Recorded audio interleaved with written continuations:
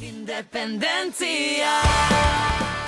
Oso ondo ezagutzen ditugu dependentziaren kalteak, baina ordua da harresiaren bestaldera begiratu eta independentziaren aukerak ikusteko. Benetan, demokrazia sakon eta parte hartzaile bat eraikitzeko aukera, pobrerik gabeko Euskal Herri bat egiteko aukera, justizia sozialean oinarritutako gizarte bat eraikitzeko aukera, Euskal Herri euskaldun bat garatzeko aukera, herri libre bateko herritar zoriontsu izateko aukera. Aro barri beten sartu gara, erabakiaren aroan. Aurtengo aberri egunak inflexio puntu bat markatu behar du jauzi horretan.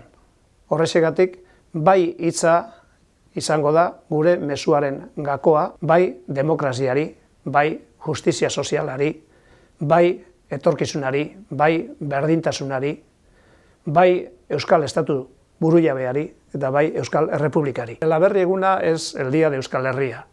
El aberri eguna es un día que tenemos que celebrar todas y todos aquellos que nos sentimos parte de la comunidad vasca en el mundo. Por eso, la celebración del aberri eguna tiene que ser a nivel mundial. Desde aquí, invitamos, animamos a toda la diáspora vasca, a toda esa comunidad vasca que está extendida por el mundo, a celebrar el aberri eguna, porque realmente es un día a celebrar todas y todos. Independentzia.